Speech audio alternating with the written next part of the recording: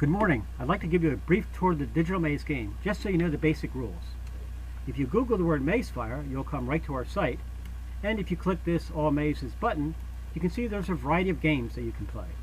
Let's try Biology 101 here. And here you see a question along with some answers, and over here a small grid with some suggestions.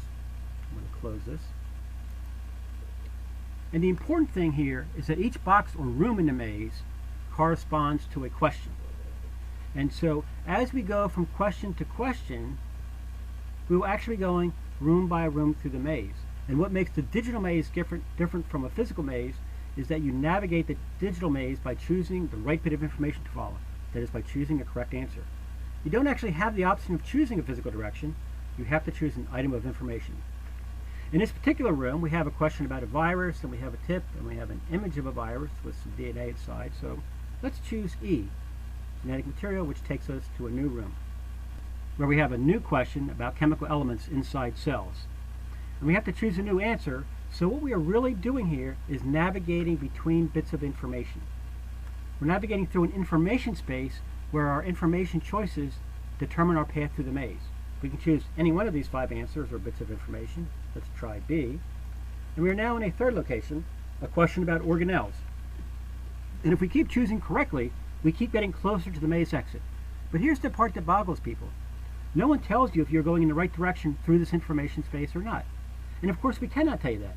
If this was a cornrow maze, and if at each step we said to go straight or turn right, it would no longer be a maze. It would just be a walk through a cornfield. You quite literally have to think your way out of this maze. You have to choose the correct answers. In this case, one of these answers is that organelles cannot be stained. So let's try this, and that takes us to another location within the maze, where we find a question on genetic abnormalities. We are now exploring information space, and in the grid we have a trail of where we've been, just like Hansel and Gretel dropping breadcrumbs. But it doesn't tell you where to go next. It's your job to choose the right bits of information to find your way to the maze exit. And the rules could not be simpler. Correct answers always take you closer to the maze exit, while wrong answers further away. It's simple, but the truth is these maze games are diabolical. You could just try random answers to guess your way out of the maze, but the odds against that are astronomical. Your only real choice is to choose the correct bits of information, and because these mazes can be quite difficult, we provide tips, and more tips appear over time in the maze. And if doing this for homework and you get stuck, you realize that you're missing important bits of information which you can think about, or look up in your textbook, or try Wikipedia. That is, you can apply your knowledge to solve the maze puzzle. Here we see a question about genetic abnormalities, and looking at this tip and this image of chromosomes, we might choose answer C, non-disjunction. And now we see we've come full circle. That is, we're back at the 4 elements question. But we're not told if we got it right the first time or not.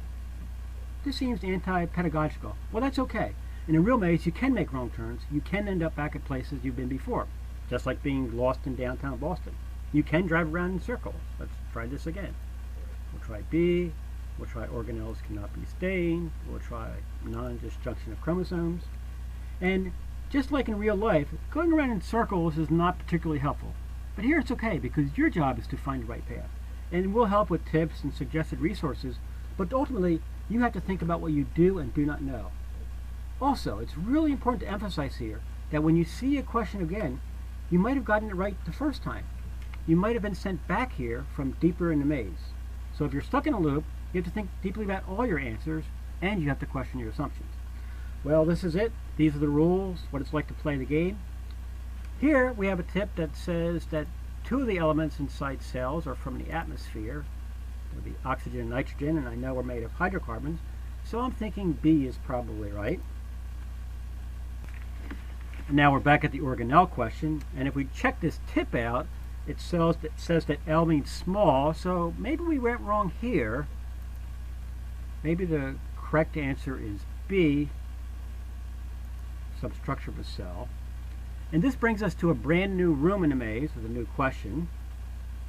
And perhaps we're making progress. But if you're not sure, use your textbook, play with a friend. The important thing is to keep thinking about your answers. To speed things up, I'm going to click ahead a little bit. I'll choose nucleus. And there's a question about membranes. I'll choose proteins and lipids.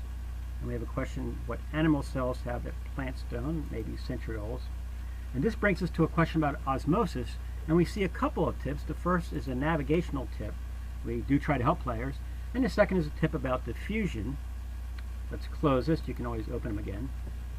And so we may think this has to do with the concentration of water molecules, D, and we'd be right.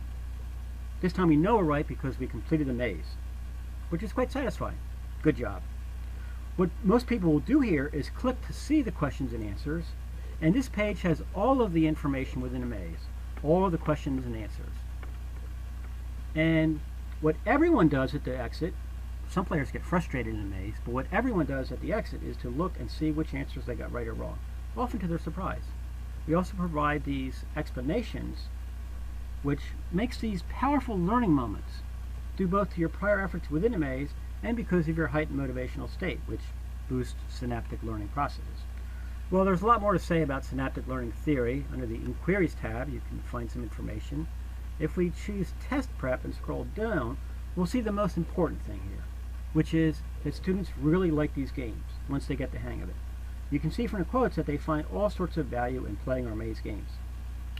Well, you're welcome to browse around our site and perhaps you'll see something of interest, or if you have a different topic in mind, just let us know.